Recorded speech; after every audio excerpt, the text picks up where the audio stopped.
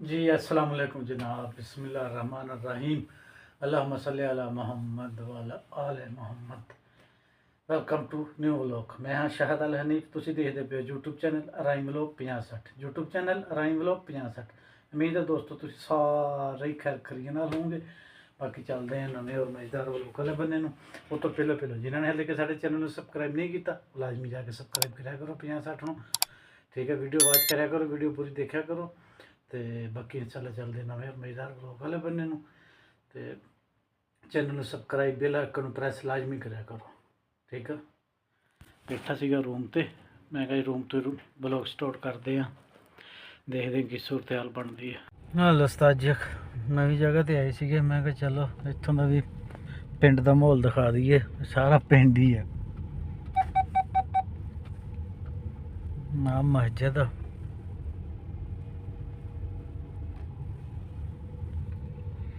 सारा पिंड का ही माहौल आ।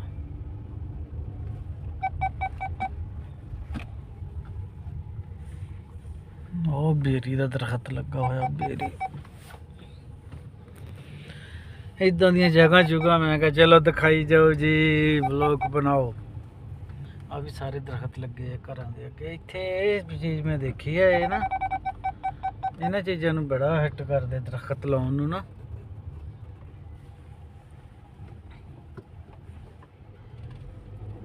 ਇੱਧਰ ਵੀ ਬਿਲਡਿੰਗ ਤਿਆਰ ਹੋ ਰਹੀ ਆ। ਅਸੀਂ ਵੀ ਪਹੁੰਚਣ ਵਾਲੇ ਹਾਂ ਸਕੂਲੇ। ਮੈਂ ਕਿਹਾ ਚਲੋ ਕੁਛ ਨਾ ਕੁਛ ਬਣਾ ਲੈਣਾ ਚਾਹੀਦਾ ਆ, ਕੋਈ ਰੂਟੀਨ ਸਿੱਧੀ ਹੋ ਜਾਏਗੀ। ਲਓ ਜੀ ਸਕੂਲੇ ਪਹੁੰਚ ਗਏ ਆ। ਇੱਥੇ ਹੁਣ ਪਾਰਕਿੰਗ ਲੱਭਦੇ ਆ, ਪਾਰਕਿੰਗ 'ਚ ਖੜੇ ਹੁੰਦੇ ਆ। हेलो उस्ताद जी, निकल आए हैं स्कूल टाइम ख़त्म करके। बैंक नू बैंक थोड़ा जिहा काम आ वो करते हैं, बाद च फिर जो सूरत हाल है देखते हैं।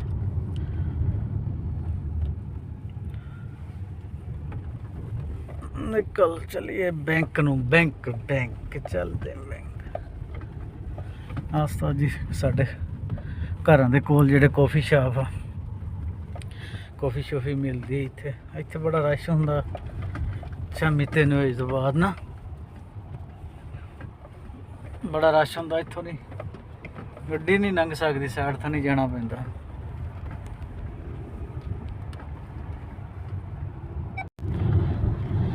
हेलो उस्ताद जी, इधर भी चाह चूह बेचण वालियां रोड ते खड़ियां जिहड़ियां सौदना गरीब आ ना,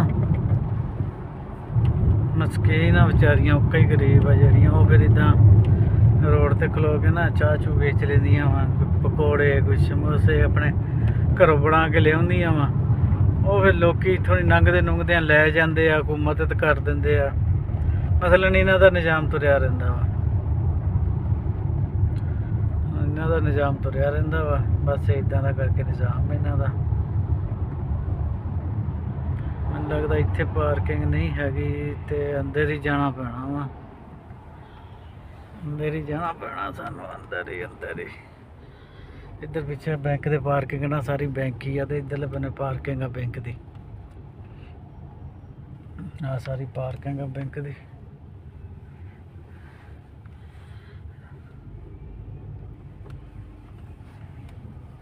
अच्छा हुण इत्थे गड्डी खड़ी करदे आ, इत्थे गड्डी खड़ी करते हैं, सारी पार्किंग है बैंक की। लो उस्ताद जी बैंक का काम किया, काम करके तो निकल रहे हैं बैंक दे विचों।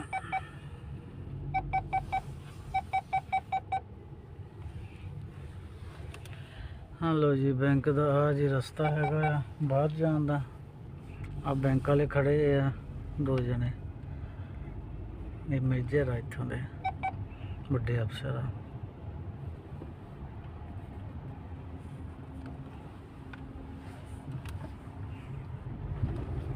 लो जी असी तरीक ते चढ़ गए हैं। इधरले बन्ने भी दुकाना हैगियां वा। ये हैगी आ सैफ गैलरी, सैफ गैलरी। अगे इशारा आ रहा वा, मेरा ख्याल कहता सानू मोबाइल रोक देना चाहिए वा, नहीं तो सानू ये ठोक दूगे मुखालफा। ਠੀਕ ਆ ਹੁਣ ਵਲੌਗ ਪੂਰਾ ਕਰ ਲਈਏ। ਲਓ ਜੀ ਉਸਤਾਦ ਜੀ ਇਦਾਂ ਦੇ ਮਾਹੌਲ ਸਹੌਲ ਆ। ਮੈਂ ਕਿਹਾ ਤੁਹਾਨੂੰ ਪਿੰਡ ਵਿਖਾ ਦਈਏ। ਸਕੂਲ ਵਾਲੀ ਬੱਸ ਆ ਇਹ ਜੀ, ਸਕੂਲ ਵਾਲੀ ਬੱਸ ਸੀਗੀ। ਆ ਬਿਲਡਿੰਗਾਂ ਛਿਲਗਾ ਆ, ਇਹ ਵੀ ਕਿਰਾਏ ਵਾਲੀਆਂ ਬਣੀਆਂ ਹੋਈਆਂ, ਕਿਰਾਏ ਤੇ ਦਿੰਦੇ ਆ ਵੀ। ਇੱਧਰ ਆ ਮਕਾਨ ਘਰ ਲੋਕਾਂ ਦੇ ਬਣੇ ਹੋਏ ਆ।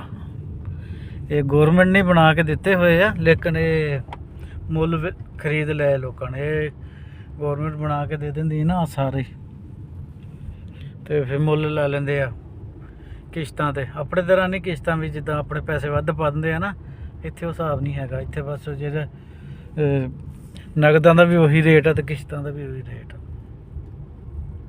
ਇੱਥੇ ਕੋਈ ਨਹੀਂ ਏਡਾ ਫਰਕ ਪਾਉਂਦੇ ਹੈਗੇ ਜੇ ਹਿਸਾਬ ਕਿਤਾਬ ਆ ਇੱਥੋਂ ਦੇ। ਮੈਂ ਕਿਹਾ ਚਲੋ ਤੁਹਾਡੇ ਨਾਲ ਸ਼ੇਅਰ ਕਰਦੇ ਜਾਈਏ।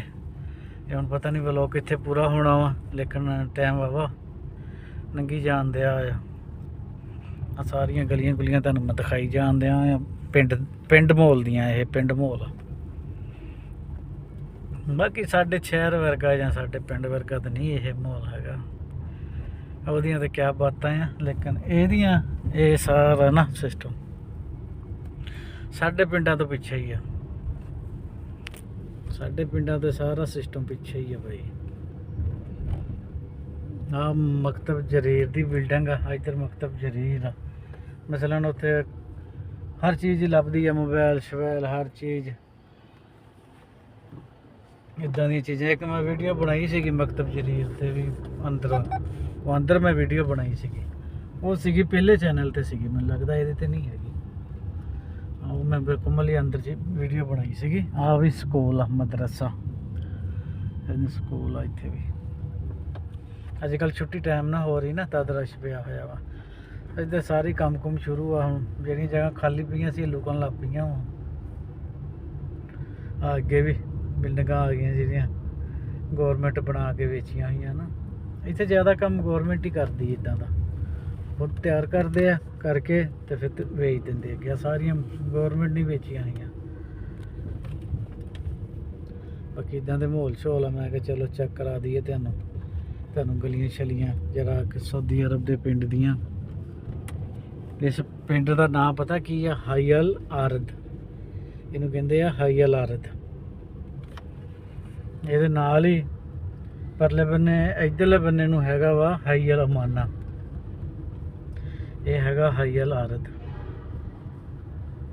ਕੰਮ ਤੋਂ ਨਹੀਂ ਕਿ ਚੱਲ ਰਿਹਾ ਹੁਣ ਇੱਥੇ ਤਾਂ, ਇਹ ਜਗ੍ਹਾ ਦੇ ਵਿੱਚ ਤਾਂ ਆ ਵੀ ਸਾਰਾ ਕੰਮ ਚੱਲਣ ਦਿਆ ਆ।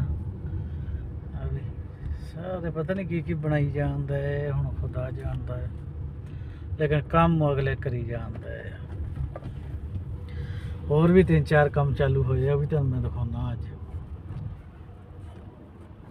ਉਹ ਵੀ ਤੁਹਾਨੂੰ ਦਿਖਾਉਂਦੇ ਆ ਜਿਹੜੇ ਕੰਮ ਅੱਜ ਚਾਲੂ ਹੋਏ ਆ ਨਾ ਨਵੇਂ।